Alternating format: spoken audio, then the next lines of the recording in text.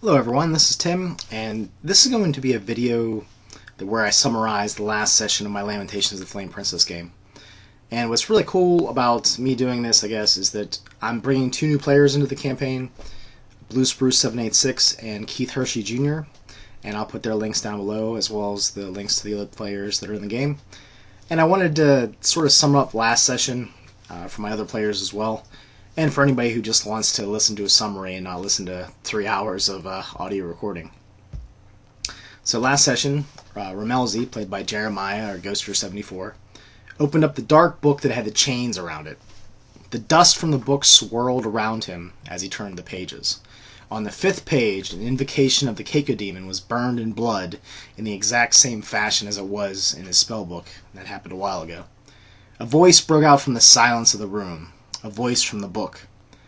It said that it was bound to Ramelzi, that it demanded a soul once a week. In return, it would bequeath knowledge to him, spells, etc. Ramelzi gathered some of the dust that had swirled around him in the room, that had settled, and gathered up into little pouches. The book locked itself once again when it was finished talking to him and delivering the message. And the book made sure to tell him that if he doesn't get an additional soul, some other soul, that his soul and his life will be forfeit. And later it reminded him of that fact. He then had dark dreams of the wizards that are haunting him and hunting him. And they were possessing the body of the dead witch, Odregard, that is in the town, her corpse. Zig's character, Rayhan, he's Zig Copacetic on YouTube, had several troll dreams, in quotes, of him chasing a woman and devouring her, tearing her limb from limb, eating the flesh of her stomach, breaking the rib cage to get at the soft meat underneath. He made his way down to breakfast after he woke from these dreams, and while he was feasting, because he has this intense hunger now, he got additional visions of picking his teeth with a sharp human rib bone. In his vision, he was surrounded by red leaves and white blossoms, which surround Pembrooktonshire in the mountains and the hills. Ramelzi and Rayhan discussed their plans for the day while eating their breakfast in the inn. The other party members had left early to wander around the town, and this was my way of, making up for player attendance. They weren't there. And they perhaps visited some of the pleasure houses. They made it to the Umpleberry Wine Farm, and then to the Narquin Farm, that had the holy symbol on the barn. Farmer Narquin got a shovel out of his shed, but not before they heard a weird noise that sounded like a muffled scream or yell from out of there. The shovel had a dark stain on the bottom of it. They perhaps thought that it was used to whack someone in the head. The group insisted on investigating the house. The farmer picked up a weeding tool and stood there, and then eventually ran to his house and locked himself into it. Inside the shed, the group found a tortured and cut-up gnome that was chained to the corner of the room. He had scars from cuts all over his arms and legs. It looked like they were bleeding him. There was an animal feeding trough in the room, and his mouth was gagged with a rope that was stained with old food particles, so he apparently ate around the rope. They didn't have the key to let him free, so they broke into the farmer's house, Farmer Narquin, and only found 2 of his children there waiting for them. They threw pots and pans and iron skillets at Rayhan's head, but he definitely avoided most of them. They were yelling at him, saying, Don't take our pet. His blood makes us strong. Don't take him." Ramelzi told them that they should stop drinking human blood. In his very dramatic way, sometimes he says things. They went up the stairs and were covered in marbles. Apparently this was something that the other children had done. There was a young girl at the top of the stairs holding a crossbow that was trying to persuade them to leave the house and to leave her father alone. She shot at them, but missed, and then she ran away to her room, and they let her. They found a lot of kids' rooms down this long hallway to the left and to the right, and each one had a variety of toys and a cage inside the closet. They weren't sure if these cages were used for the children at first, but then they understood later that the gnome was their pet, so it would take turns in the various kids' rooms making them toys. It seemed like the The cages were in there, and it's just like an entertainment for the kids. They finally entered the room of Farmer Narquin and found him sitting in a chair in the corner of the bedroom with another crossbow. He pointed the crossbow at his own neck. And the reason he even let them in is because they told them that they had his kids, out in the other rooms, and he kind of felt helpless, so he let them in. His wife was a withered corpse with tubes sticking into her flesh and all over the place, her legs, her arms, and all of them led up to a blood-stained funnel at the top of a tall pole, wrapped around with a rope in the center of the room. He told them that he was bleeding the pet to bring his wife back to life. He grudgingly gave them the key, but he made them promise to return. The stench of rotting flesh and death was prevalent in the air of the room, and as they were leaving, they heard the farmer talk to the wife like she was there somehow, her spirit perhaps. He wanted to have a few more drops of the gnome's blood before they left, but the party didn't really care. They just left after they freed the gnome. So back at the shed where the gnome was being held, he told them that he lived to the south in a small hill with his family. His name was Zigno, and he told them that he did have some magical qualities to them, but mostly he was a toy maker. And he had come to the town originally to sell his wares, but he was ambushed by the farmer and his children. They finally got a shovel. That's the main reason they went to the farm. And they wanted to go to the witch's hut, Odregard, and to bury her corpse, because they felt like that was something that was left undone. And during the campaign here, I have a lot of stuff going on, so the characters can't do everything. And for a GM, it's tricky to keep track of, but interesting, because depending on what choice the characters make, different things happen in the background. So, inside the witch's hut, Ramalzi was putting her chunks of flesh into an old bag when the mouth of the corpse began to speak to him.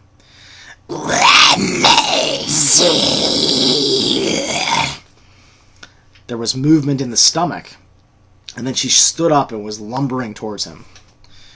Return to us, we're not finished. You're a bare vessel, and we will indwell you. You are ours to possess. From the vagina and torn stomach of the witch fell a baby that seemed normal. It was crying and whimpering as the lurching witch corpse was moving across the floor. You will come with us now. And from previous sessions, if you're listened in, that's the voice of the dark wizards that are hunting for Ramalzi. The witch's corpse dragged the wizard underneath her, and blood and other viscous fluids were dripping out of her lower regions onto him. The coagulated blood was writhing and moving like snakes or fingers up his body, and they seemed like they were attempting to get into his mouth. He cut the umbilical cord and then discharged his lightning bolt wand up into her rotting flesh, because he didn't know what else to do. He only has a few limited charges on that thing, but he felt like this was a very good moment to use it. Rayhan, however, was watching this all go down, and he threw the hand axe into the back of the witch's flesh. And then the lightning went off, and that was enough to put her down. They buried the corpse of her deep, and picked up the female baby. It was already starting to speak and crawl, so it seems like it's, well, maybe not so normal after all. It was saying things like, "Mama, mama," and "Dada," eventually. They looked up towards the hills and the mountains on the way to the temple of the All, which is the monotheistic deity in the town. Instead of red and white colors in the hills, like the red and white blossoms, it was just red now, so they weren't really sure what happened to the blossoms. It seemed that the white color was just no longer there. This disturbed them, but they were doing something else, so they couldn't really go investigate just yet. They entered the temple of the All, and it was empty, quiet, still. And they laid the sleeping baby on the altar on top of the soft priest clerical vestments that were there. They wondered what the town would do with her, but they didn't really know what else to do with the infant, so they felt that was the best possible way to handle the situation. And the infant, they guessed, is actually Temper, who was played by Carl or Natural 20 Films, who's no longer in the campaign, but Temper was the father of this baby, and it's kind of funny. He might be the father of a goddess, if depending on how the town takes this baby sitting on an altar on these holy vestments. In the hills in the distance, they began to hear war drums banging on a rhythm of death and violence. They headed off in that direction, and they began to notice white movement, like a horde of small white things, creatures perhaps, moving out from under the red leaves and moving towards the sound of the drums. They finally made their way up into the red leaves, and they saw the ground littered with thousands of white blossoms and cracked open, translucent white fruit, as if you painted like an apple white and hollowed it out and then cracked it in half. That's what it looked like. There were scratch marks on the inside of the shells of the fruit. They searched for about 20 minutes and found out that there was only one left that they could see that hadn't hatched yet. They plucked it off the tree and found that it was shaking. There was one of those white creatures in it. And they also noticed a different thing. The fruit of this tree was slightly different in color than some of the other trees around it. It was a little bit darker, a little bit grayer. Inside the fruit, they saw a vaguely white humanoid shape with no features whatsoever, very smooth white skin, small fingers and toes with sharp little claws. And inside that fruit, eventually, that one creature split into two. From the legs of the one half grew the top torso, and from the torso grew legs. And then there was two creatures in there. Ramalzi and Rayhan came up to the Elven Woman's estate, which they had investigated earlier, and they found an army of dwarves being slaughtered by these small white creatures. They were being swarmed by them, up 6 to 20 of them on each dwarf, just crawling on them, scratching them, trying to rip their eyes out. The dwarves had these metal contraptions that were spewing fire that they had seen before when they investigated that place. And these machines were very effective against killing these fruit creatures. But there was just too many of them for the dwarves to fight. They were being overwhelmed. During the battle, one of these contraptions exploded, taking out a large number of the dwarves and the fruit creatures both. These white creatures seemed to have an intelligence, but they kind of thought it might be like slightly above animal intelligence. As they were leaving, they realized that only 300 of 2,000 dwarves that were in the army had survived to that point, and it didn't look very good for those 300. The ground was littered with the broken remains, the shattered remains of the white fruit creatures. Inside the cage that the group had made from sticks and cloth, the fruit that they had plucked cracked open, and these two creatures came out of it. One of them was slightly larger, one of them was smaller. They smelled a strong odor of blossoms and pollen, and they noted that the creatures had no eyes or nostrils or mouth.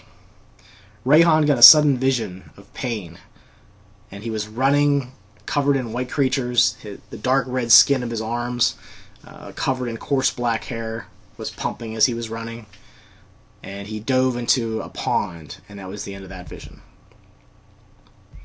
They broke one of the branches off of these possessed trees that, I guess I should go back. The reason that the trees had red leaves and white blossoms to begin with was that they flung some demon blood out of Ramalzi's spell book that appeared, and as soon as it hit that tree, all the other leaves fell off, and these red leaves sprouted, and white blossoms formed.